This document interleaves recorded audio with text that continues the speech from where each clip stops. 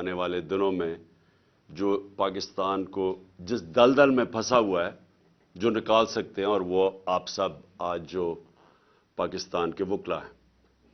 تو میں سب سے پہلے 3-4 فیزز میں بات کروں گا۔ پہلی چیز کہ جو پاکستان کا آج کرائسس ہے، اگر آپ کسی اکانومسٹ سے پوچھ لیں، کسی جو پولیٹیکل اکانومی سمجھتا ہے اس سے پوچھ لیں، اس ملک کی تاریخ میں اتنا بڑا کرائسس نہیں آیا جو آج آ چکا ہے، اور یہ کرائسس مینوفیکچر کیا گیا ہے، یہ نیچرل کرائسس نہیں ہے۔ یہ ایک آدمی نے فیصلہ کیا رجیم چینج کرنے کا، سازش کی، اور بھی لوگ ہوں گے اس کے سامنے، لیکن ایک آدمی کے فیصلے کی وجہ سے یہ گورنمنٹ گرائی گئی اور یہ کرائسس شروع کیا گیا اور آج ادھر پہنچ گیا ہے جدھر میں صرف آپ کو بتاتا ہوں کہ ہم آج کدھر پھنسے ہوئے ہیں۔ آج یہ جو اقتدار میں بیٹھے ہوئے ہیں یہ سب فیل ہو چکے ہیں، کیونکہ اس وقت ان کے پاس کوئی حل نہیں رہ گیا کہ معیشت کو ٹھیک کیسے کرنا ہے۔ سب نے امید لگائی ہوئی ہے کہ کسی طرح کہیں سعودی عربیہ سے پیسے مل جائیں، یا ہمیں کوئی چائنا پیسے دے دے، یا ہم سیلاب کو بیچیں اور کسی طرح سیلاب سے پیسہ لے لیں۔ سارے بھاگے گئے کلائمیٹ چینج کی کانفرنس جنیوا میں، اور کوشش سب نے کی کہ کسی طرح وہ ہم کہیں جی ہم کلائمیٹ میں متاثر ہیں، آپ پیسے دے دیں۔ کوئی پیسے دینے کے لیے تیار نہیں ہے۔ سعودی عربیہ نے سٹیٹمنٹ دے دی ہے کہ اب ہم وہ ویسے پیسے نہیں دیں گے جو ہم پہلے دیتے تھے، ہم کنڈیشنز کر کے پیسے دیں گے، یعنی اگر آپ اپنے ملک میں یہ کریں گے تو پیسہ آئے گا۔ تو سارے جتنے 8 مہینے میں دنیا کے چکر لگا لیے ہیں، کبھی اتنے میں نے 3.5 سال میں اتنے دورے نہیں کیے جتنے شہباز شریف نے یہ 8-9 مہینے میں کر لیے ہیں، اور بلاول زرداری تو کبھی پاکستان میں ملتا ہی نہیں ہے، وہ سارا وقت دنیا کے چکر لگا رہا ہے، کوئی پیسے نہیں دے رہا۔ سو میں جو آپ سے آج بات کرنا چاہتا ہوں، پاکستان کدھر پھنس گیا؟ ہم ان لوگوں کے ہاتھ میں پھنس گئے ہیں جو 30 سال سے پاکستان میں اقتدار میں ہیں، اور ان کے 30 سالوں کے اقتدار میں پہلے ہندوستان آگے گیا پاکستان سے، پھر بنگلہ دیش آگے نکل گیا پاکستان سے۔ آپ سب کو پتا ہونا چاہیے کہ ڈاکٹر عشرت حسین اپنی کتاب میں لکھتے ہیں کہ 90 کی دہائی تک پاکستان کے سارے اکنامک انڈیکیٹر سارے بر صغیر میں سب سے آگے تھے۔ جب سے یہ 2 خاندان آئے ہیں، ان کی دولت میں مسلسل اضافہ ہوتا گیا، یہ پاکستان کے امیر ترین خاندان بن گئے ہیں اور ان کا پیسہ باہر پڑا ہے، لیکن پاکستان آہستہ آہستہ ڈوبتا ڈوبتا گرتا گرتا آج ادھر پہنچ گیا ہے کہ ہمارے پاس اس ملک کی تاریخ کے سب سے کم ریزروز رہ گئے ہیں۔ ہم ادھر کھڑے ہیں جدھر آج دنیا پریڈکٹ کر رہی ہے کہ پاکستان میں سری لنکا کا سچویشن آنے لگا ہے۔ ہمارے آج وہ حال ہے، آج بزنس کمیونٹی سے پوچھیں کہ آج پاکستان کدھر کھڑا ہے، اس ملک کی تاریخ میں کوئی تصور نہیں کر سکتا تھا کہ ہم اتنا نیچے جا سکتے ہیں۔ آج ہمارے پاس ایل سیز کھولنے کے پیسے نہیں ہیں، اور خوف یہ ہے کہ جس طرح سری لنکا میں آخر میں تیل کے لیے پیسے نہیں بچیں گے جب تک کہ کوئی پیسہ نہ دے، اور پیسہ کس نے اب دینا ہے؟ کوئی باہر سے پیسہ دینے کے لیے تیار نہیں ہے۔ ہمارے پاس کوئی اب کمرشل بینک پاکستان کو لینڈ کرنے کے لیے نہیں تیار، کیونکہ پاکستان کا جو ڈیفالٹ رسک ریشو ہے وہ 5% تھا جب اپریل میں، آج وہ تقریباً 90% پہنچ گیا، یعنی لوگوں کو اب کوئی اعتماد نہیں کہ پاکستان کو اگر پیسے دے وہ واپس کرے گا۔ اور آئی ایم ایف اب پیسے تب دے گا جب ہم ان کی شرائط مانیں۔ ان کی شرائط اب یہ ہیں کہ ہر چیز اب مہنگی ہونے لگی ہے۔ اگر ہم شرائط مانتے ہیں تو اگر آج 50 سال میں سب سے زیادہ مہنگائی ہے تو ان کی شرائط مانگیں گے تو یہ مزید اور مہنگائی 50% اور بڑھ جائے گی۔ ہر چیز مہنگی ہوگی کیونکہ روپیہ گرے گا، اور جب روپیہ گرے گا تیل مہنگا، ڈیزل پٹرول کی قیمتوں میں، بجلی کی قیمتوں میں مزید اضافہ، اور اس کے علاوہ جو بھی ہم سمجھتے ہیں کہ جو بزنسز جو انٹرسٹ ریٹ ہے وہ سکویز ہوتی جائیں گی، بے روزگاری بڑھ رہی ہے، فیکٹریاں بند ہو رہی ہیں. سو اس لیے جدھر آج ہم کھڑے ہیں، میں اب آپ سب کے سامنے کہنا چاہتا ہوں کہ صرف ایک طریقہ ہے نکلنے کا، اور باقی چیزیں آپ کئی کر سکتے ہیں، لیکن سب سے پہلے ایک طریقہ ہے، اور اس میں آپ سب کی اس ملک کو اب مدد ہے، اور وہ ہے rule of law. Rule of law کا مطلب یہ ہے کہ ایک ملک کے اندر جو انصاف کا نظام ہے اس کے اوپر لوگوں کو اعتماد ہو. اس ملک میں کمزور اور طاقتور کے لیے ایک ہی قانون ہو. اس کو رول آف لا کہتے ہیں. میرے نبی صلی اللہ علیہ وسلم نے مدینہ کی ریاست میں، اور یاد رکھے ہمیں حکم ہے اللہ کا کہ ان کی سنت پہ چلو، ان کی زندگی سے سیکھو. کیوں اللہ نے حکم کیا تھا؟ کہ ان سے بڑا کوئی کامیاب انسان آیا ہی نہیں ہے اس دنیا میں، نہ آ سکتا ہے. اور انہوں نے جو ریاست قائم کی تھی، یہ یاد رکھیں کہ وہ جو ریاست قائم کی تھی وہ اس میں 627 میں جنگ خندق تھی، جدھر مسلمان بال امہ بچی، اور اس کے 10 سال کے بعد 2 سپر پاورز رومن ایمپائر اور پرشین ایمپائر ان کے سامنے گھٹنے ٹیک گیا. 10 سال کے بعد. یہ تاریخ کی فیکٹ بتا رہا ہوں. تو انہوں نے چینج کیا تھا. ان لوگوں کی جن کی حیثیت نہیں تھی ان کو ورلڈ لیڈرز بنا دیا تھا، دنیا کی امامت کی تھی. اور یہ تاریخ میں ہے. سب سے عظیم سیویلائزیشن بنا تھا، ہر سائنسز میں انہوں نے لیڈ کیا تھا. تو انہوں نے جو سب سے پہلے مدینہ کی ریاست میں چیز قائم کی تھی، رول آف لا، انصاف قائم کیا تھا، عدل اور انصاف، کہ میری بیٹی بھی اگر چوری کرے تو اس کو سزا ملے گی. تمہارے سے پہلے قومیں تباہ ہوئی جو طاقتور کے لیے ایک قانون اور کمزور کے لیے دوسرا. یہ ہے میرے پاکستان کے وکیلوں، یہ ہے پاکستان کا سب سے بڑا مسئلہ. اس کے ساتھ جڑی ہوئی ہے معیشت. پہلے انصاف آتا ہے پھر خوشحالی آتی ہے. پاکستان یہاں اس لیے نہیں گرا کہ ہمارے پاس وسائل کی کمی ہے یا انصاف کی کمی ہے. آپ کے سامنے ہے جو ہو رہا ہے پاکستان میں، کہ نامور ڈاکوؤں کو، جن کے اوپر ہمارے دور میں نہیں، پرانے کیسز تھے، اربوں روپے کے کیسز تھے، ان کو پہلے اوپر سازش کے تحت بٹھایا گیا اور انہوں نے اپنی ساری چوریاں معاف کر لی. مجھے بتائیں دنیا میں مجھے کوئی ایک، اور مجھے اللہ نے موقع دیا کرکٹ کے ذریعے 20-25 سال ساری دنیا میں نے دیکھی ہے، برطانیہ میں کرکٹ کھیلا، ان کا سسٹم دیکھا. ایک مجھے خوشحال معاشرہ بتا دیں جس کو ہم ڈیولپڈ ورلڈ کہتے ہیں، مجھے ایک بتا دیں جدھر طاقتور نے، کسی ایم این اے نے، منسٹر نے، بڑے لوگوں نے چوری کی ہو پبلک کے پیسے کی اور اس کو معافی ملی ہو. ایک مجھے ملک بتا دیں جس کو این آر او دیا ہو انہوں نے. تو ہم تو وہ کر رہے ہیں کہ ہمارے 1500 سال پہلے نبی صلی اللہ علیہ وسلم نے کہہ دیا تھا کہ اگر طاقتور چوری کرے گا اور اسے نہیں پکڑو گے اور صرف کمزور کو جرم میں پکڑو گے تو ملک تباہ ہو جائے گا. آپ کے سامنے اب حالات ہیں. انہوں نے جو ملک، اور آپ اکنامک سروے آف پاکستان دیکھ لیں، جو سب سے تیزی سے ترقی کر رہا تھا اپنی 17 سال کے بعد،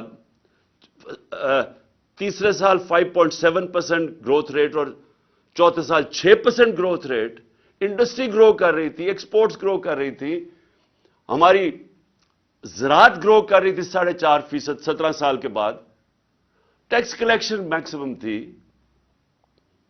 سروسز انڈسٹریز گرو کر رہی تھی. اس کو کیسے ہوا کہ اس کو آج آ کے یہاں پاکستان کھڑا ہو گیا؟ اور یہ اس کی وجہ یہ ہے کہ کبھی بھی ملک میں وہ لوگ جو ایک ملک کے ادارے تباہ کرتے ہیں، وہ آج تک کبھی ادارے ٹھیک نہیں کر سکے. جو لوگوں نے معیشت پر 30 سال سے تباہ کر رہے ہیں، وہ آج کیسے ٹھیک کرنا تھا انہوں نے؟ یہ کون سا ذہن تھا جس نے پکڑ کے ان کو اوپر بٹھا دیا؟ تو آج اب آگے کا راستہ میں آپ کو بتاتا ہوں. آگے کا راستہ بھی آپ کے ہاتھ میں ہے. یہ سٹرگل ہے پاکستان کی رول آف لا. طاقتور کو قانون کے نیچے لے کے آنا، کسی کو این آر او نام دینا. جب تک لوگوں کو ہمارے انصاف کے نظام کے اوپر اعتماد نہیں ہوگا، خوشحالی نہیں آنے لگی، اس سے نہیں نکلنے لگے. اور میں آج آپ کو کہوں کیونکہ میں سب سے بہتر بیرون ملک پاکستانی کو جانتا ہوں، سب سے زیادہ انہوں نے میری مدد کرکٹ کے زمانے سے ان کو جانتا ہوں، اس کے بعد جب شوکت خان اب بنائے تو انہوں نے سب سے زیادہ مدد کی، نمل یونیورسٹی تو انہوں نے مدد کی، ابھی سیلاب کے لیے پیسے اکٹھے کیے تو آدھا پیسہ ادھر سے آیا، آدھا اس لیے نہیں آ سکا کیونکہ سسٹم نہیں تھا ہمارے پاس وہ پیسے ریپیٹریٹ کرنے کا، نہیں تو اس سے بھی زیادہ آنا تھا۔ اور آج سب سے جو ہمارے زمانے میں جو چیز، ایک تو ایکسپورٹس ہم نے بڑھائی، دوسری ریمیٹنسز، ہمارے زمانے میں ریکارڈ ریمیٹنسز آئی ہیں۔ جب ہم 2018 میں آئے تھے تو $19 ارب ریمیٹنسز تھی، ہم جب گئے ہیں 3.5 سال کے بعد تو $21 ارب کی ریمیٹنسز تھی اور بڑھ رہی تھی۔ تو یہ جو آپ کا اثاثہ، یہ یاد رکھیں، اب کوئی اس ملک کو نہیں نکالے گا اس دلدل میں سے سوائے بیرون ملک پاکستانی۔ یہ اگر ہم نے اس سے نکلنا ہے، یہ جو بھی آپ کو کوئی کہہ رہا ہے نا دنیا کا بہترین اکانومسٹ لے آئیں، وہ مجھے سمجھائے کہ ہمارا جو ڈالر گیپ ہے وہ کیسے پورا ہوگا۔ ہمارا مسئلہ کیا ہے کہ ہم نے کبھی ایکسپورٹس کے اوپر زور ہی نہیں لگایا۔ نون لیگ کے پچھلے 5 سال میں ایکسپورٹس بڑھی نہیں، جب یہ 99 میں گئے تھے تب بھی ایکسپورٹس نہیں بڑھی۔ تو جب دولت ہی نہیں آ رہی، ڈالرز نہیں آ رہا، تو ملک کے خوشحال کیسے ہونا ہے؟ تو ہم نے ایکسپورٹس کو تو بڑھانا ہے لیکن وہ ٹائم لگے گا۔ تو جو سب سے جو چیز کر سکتے ہیں بیرون ملک پاکستانیوں کی ریمیٹنسز اور انویسٹمنٹ لے کے آنی ہے، یہ اصل بات سمجھیں۔ ابھی تک وہ ریمیٹنسز بھیجتے ہیں، انویسٹمنٹ نہیں بھیج رہے۔ جب ان کے پلاٹس کے اوپر قبضہ ہو جاتا ہے، کیونکہ یہاں قبضہ گروپ پھر رہے ہیں اور رول آف لا نہیں ہے، تو وہ سرمایہ کاری کیسے کریں گے؟ تو آپ سب وہ کمیونٹی بیٹھی ہے جو بات سمجھتی ہے میں کیا کہہ رہا ہوں۔ میں نے آج تک کبھی برطانیہ کے اندر جتنی میری 20-25 سال زندگی گزاری، کبھی کسی قبضہ گروپ کا نام نہیں سنا۔ میں نے یورپ میں کبھی قبضہ گروپ نہیں سنے، امریکہ میں کمیونٹی کبھی قبضہ گروپ نہیں ہے۔ یہ مڈل ایسٹ میں آ جائیں، یہاں جو آپ کے ورکرز ہمارے جو وہاں کام کرتے ہیں، کبھی سعودی عربیہ میں سنا ہے قبضہ گروپ ہے، کبھی دبئی میں سنا ہے قبضہ گروپ ہے۔ کیوں جا کے پاکستانی یہاں فیکٹریاں نہیں لگاتے، دبئی میں چلے جاتے ہیں، سعودی عربیہ میں چلے جاتے ہیں، ملیشیا میں فیکٹریاں لگا دیتے ہیں؟ کیوں پاکستانی یہاں سے مر کے نکلتے ہیں باہر، کئی دفعہ فراڈلنٹ ویزے لے کے، لیکن وہاں جا کے خوشحال ہو جاتے ہیں؟ برطانیہ میں، یورپ میں کیوں جاتے ہیں؟ کیونکہ وہاں رول آف لا ہے، وہاں ان کی محنت کو پھل ملتا ہے۔ یہاں کیا ہے کہ سارے چور اوپر آ کے بیٹھ گئے ہیں، ہر پاکستان کا بڑا بڑا ڈاکو آج بڑے بڑے عہدوں پہ بیٹھ گیا اور لیگلی اپنے کیسز معاف کروا رہا ہے۔ یعنی قانون انہوں نے پاس کیا اسمبلی میں جس کی کوئی پریسیڈنس نہیں ہے ڈیموکریسیز میں، اس کا کوئی مثال نہیں ہے کہ بیٹھ کے انہوں نے ایک شک بائی شک نیب کے اندر چینجز کیے ہیں جسے ایک منٹ سے بچ گیا۔ اور چوریاں، میں پھر سے ریپیٹ کرتا ہوں، یہ جو کرپشن ہمارے دور کے نہیں ہیں، یہ پرانے ہیں، یہ ان کے اپنے دور کے سارے کیسز ہیں جو انہوں نے معاف کروا لیے۔ اب پہلے مشرف نے معاف کیے، اب جنرل باجوہ نے ان کو پورا موقع دیا NRO2 دینے کا۔ اب میرا سوال یہ ہے کہ جب تک ہم سب مل کے اس رول آف لا کے لیے جنگ نہیں لڑیں گے، یہ جہاد ہے۔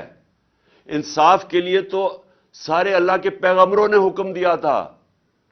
جو جہاد، یہ جہاد کا کانسیپٹ کیا ہے؟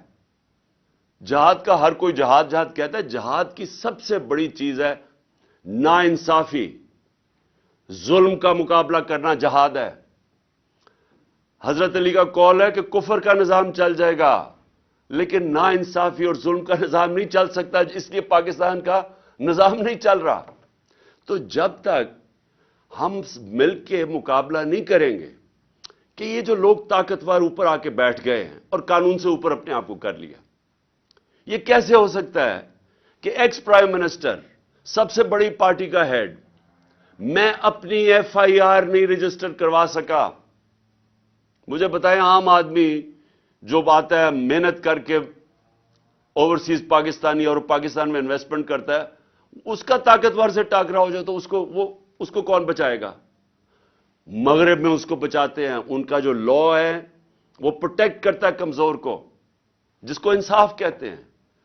حضرت ابو بکر جب خلیفہ بنے پہلے تو نبی صلی اللہ علیہ وسلم نے سب سے پہلے عدل اور انصاف قائم کیا مدینہ میں. حضرت ابو بکر خلیفہ بنے, ان کی پہلی سٹیٹمنٹ سن لیں کہ کمزور اور طاقتور کو میں قانون کے سامنے ایک برابر کروں گا, انصاف قائم کروں گا. حضرت عمر خلیفہ بنے, سب سے پہلے انہوں نے کہا کہ میں انصاف قائم کروں گا. حضرت علی کی پہلی سٹیٹمنٹ پڑھ لیں, انصاف قائم کروں گا. بڑی دیر کے بعد عمر بن عبد العزیز آئے, اس کے کئی سالوں کے بعد انہوں نے سب سے پہلے انصاف قائم کیا. دیکھیں انصاف کا جو نظام ہوتا ہے, جس طرح نیلسن منڈیلا نے کہا کہ اگر آپ نے غربت کم کرنی ہے تو انصاف قائم کرو. نیلسن منڈیلا کہہ رہا ہے, یہ تو میرا سب کے لیے, کہ ہمارے ملک میں وہ نظام جدھر اعظم سواتی کو, یعنی ایک سینیٹر کو ایک ٹویٹ کرنے پہ, اور سچی ٹویٹ جو ایک پولیٹیشین کا کام ہے کرنا, میرا کام ہے کہ اگر پبلک کا پیسہ چوری ہو رہا ہو تو میرا کام ہے اس کے اوپر آواز بلند کرنا, تو وہ NRO2 کہتا ہے کہ جنرل باجوہ نے دیا ہے, اس کے اوپر اس کے پوتے پوتیوں کے سامنے تشدد کیا گیا. صبح کے 3 بجے ان کے سامنے ننگا کر کے باہر میں لے جا کے اس کو مارا گیا, ظلم کیا گیا اس کے اوپر. اس کے بعد پھر اس کے اوپر 30 کیسز کیے گئے. میں اپنا کیس FIR نہیں رجسٹر کروا سکا, لیکن اس کے اوپر سارے پاکستان میں, کوئٹہ میں, سندھ میں, کوئٹہ کی سردی کے اندر ایک کمبل کے ساتھ اس کو رکھ دیا. یعنی ایک 75 سال کے آدمی سے ایک ٹویٹ کے اوپر یہ ہوا ہے. اس کا مطلب کہ وہ اتنا بڑا فرعون تھا کہ اس ملک میں وہ اتنا قانون سے اوپر تھا کہ آپ اس کی تنقید نہیں کر سکے. ساری مغرب میں پاکستان کی بدنامی ہوئی, سارے اخباروں کے اندر آیا کہ پاکستان کے سینٹ کو اس طرح کیا گیا, کسٹوڈیل ٹارچر کی گئی. اس سے پہلے شہباز گل, پھر یہ جو ارشد شریف سے ہوا. تو یہ تو ہماری لیگل کمیونٹی کی سب سے پہلے ذمہ داری تھی کہ ہم اس کے اوپر سٹینڈ لیں. اور میں آج آپ کو کہہ رہا ہوں کہ یہ اب پاکستان جدھر آ کے کھڑا ہو گیا, اللہ نے ہمیں چیلنج کر دیا, یا تباہ ہو یا اپنی اصلاحات کرو, یا اس ملک میں انصاف کا نظام لے کے آؤ, رول آف لا, نہیں تو بربادی ہے تمہاری. کوئی پیسے دینے کے لیے تیار نہیں ہے. ابھی شہباز شریف کی ویڈیو ذرا دیکھیں, سارے ہندوستان کے چینلز پہ چلی ہے کہ جی ہندوستان سے تو جی بڑا, ہمارے سے بڑی 3 ہم نے جنگیں لڑی اور ہمیں مار پڑ گئی, ہمیں تو دوستی کرنی چاہیے, ہمیں تو جناب ہم نے تو اپنا سبق سیکھ لیا ہے. یعنی یہ اس ملک ہم گر گئے ہیں کہ ملک کا وزیر اعظم ہندوستان, جس نے کشمیر کے اوپر ظلم کیا ہے, جس نے کشمیریوں کا جو انٹرنیشنل کمیونٹی نے رائٹ دیا تھا, رائٹ آف سیلف ڈٹرمنیشن, وہ نہیں دیا, اور پھر اسٹیٹہڈ ان کی لے لی ہے, اور ہمیں ہی وہ جا کے کہہ رہا ہے کہ جی ہندوستان سے ہمیں تو بڑی دوستی کرنی چاہیے. کوئی فکر نہیں کہ کشمیریوں کی قربانیاں, کوئی فکر نہیں نظریہ پاکستان کے کسی مقصد کے لیے ملک بنا تھا. یہ آج حالت آ گئی ہے کیونکہ ہر جگہ پیسے مانگتے پھر رہے ہیں. اپنا پیسہ ان ساروں نے باہر رکھا ہوا ہے اور دوسروں کو کہہ رہے ہیں جی پاکستان میں پیسہ بھیجو. میں آج آخر میں اپنی لیگل کمیونٹی کو یہ کہنا چاہتا ہوں, دیکھیں یہ ہے جہاد. میں اس کو پولیٹکس نہیں سمجھتا, یہ انصاف کی جہاد ہے جو میں 26 سال پہلے لے کے نکلا تھا, انصاف کی تحریک. میں تب بھی, کیونکہ میں مغرب دیکھ چکا تھا, مجھے تو پتہ چل گیا تھا کہ امیر اور غریب ملکوں میں فرق ہی ایک ہے, کہ امیر ملکوں میں انصاف ہے, غریب ملکوں کے اندر انصاف نہیں ہے. فرق ہی ایک ہے, وسائل کی وجہ سے نہیں ہوتے. تو میں تب سے یہ پوری کیمپین کر رہا ہوں, آزاد عدلیہ کی میں نے پوری شرکت کی, جیل میں مجھے ڈالا اس پہ. اب پھر نکلا ہوا ہوں کہ یہ کیسے ہو سکتا ہے کہ جناب ایک ایجنسیز کے آدمی کا نام آ گیا تو میں FIR ہی نہیں کاٹ سکتا. مجھے پتہ ہے انہوں نے کیا ہے, میں پہلے سے بتا رہا تھا کہ پلان بنا ہوا ہے. میں نے اس کے اوپر پورا, مجھے یہ سارا جب پلان انہوں نے ویڈیو بنائی اور یہ جو کیمپین کی, اسٹیٹ ٹی وی کے اوپر اشتہار چلائے کہ عمران خان نے توہین رسالت کی ہے اور توہین مذہب کی ہے, اور پورا پروپیگنڈا کر کے میں نے تب کہا کہ یہ دینی اتحاد پسند کے ذریعے میرے اوپر واردات کریں گے. میں نے 2 مہینے 1.5 مہینے پہلے جلسے میں کہہ دیا تھا یہ پلان ان کا یہ ہے. مجھے پتا تھا اس کے پیچھے کون ہے, 3 نام میں نے لیے, میں ابھی بھی مجھے پتا ہے کہ انہوں نے کیا ہے. ہر چیز انہوں نے کیا. اس کے بعد پہلے جو انہوں نے پولیس والوں کو کنٹرول کیا, جس طرح پولیس والے جس نے ویڈیو بنائی وہ JIT کے سامنے اسے انکار کر دیا آنے سے. CTD والوں نے जिन्होंने दूसरी वीडियो बनाई उनसे पूछा, उन्होंने इनकार कर दिया आने को। कौन उनको हुक्म कर रहा था?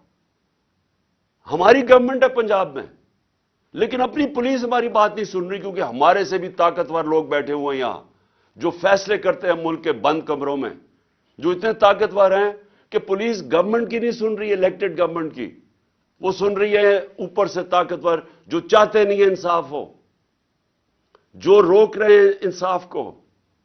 पुलिस भी नहीं आ रही। और फिर जो 4 CTD के जो हमारी JIT के मेंबर्स थे, चारों ने जाके कोई और बयान दे दिया जाके अदालत में, जब उनकी स्टेटमेंट्स हैं और अदालत कह देती है कि एक ही शूटर था।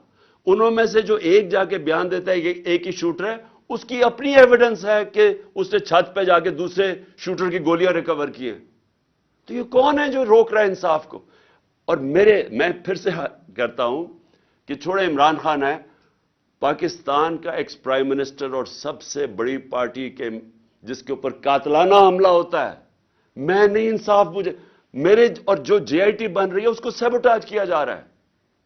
और अगर मुझे किसी थोड़ा सा भी शक था ना कि ये 3 बड़ी बड़ी ताकतवर शख्सियत जिन्होंने किया है, ये सारा शक मेरा दूर हो गया है। जिस तरह ये पूरी कोशिश कर रहे हैं कि किसी तरह इंसाफ ना मिले, तो अगर मुझे इंसाफ नहीं मिल सकता तो सोचें कि आम आदमी का क्या हाल होगा। और ओवरसीज पाकिस्तानी वो क्यों पाकिस्तान में आके पैसा लगाएगा जब उसको एतमाद ही नहीं है पाकिस्तान के जस्टिस सिस्टम में।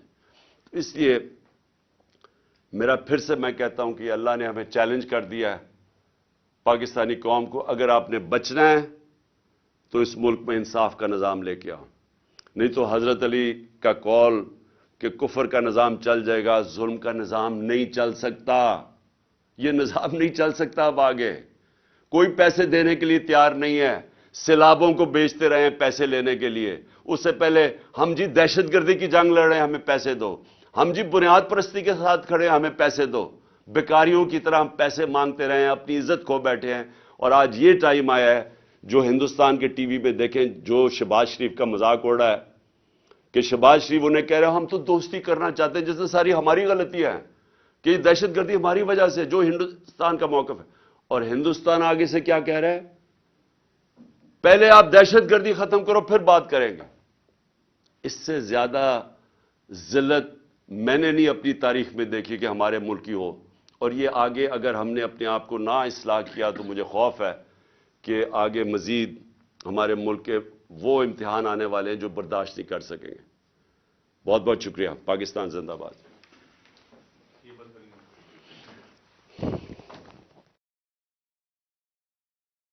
हर मुख्तलिफ न्यूज़ अपडेट के लिए iNews 365 को सब्सक्राइब करें और हमारे साथ जुड़े रहने के लिए नोटिफिकेशन बेल को क्लिक करना ना भूलें, ताकि हर खबर रहे आपकी नज़र में।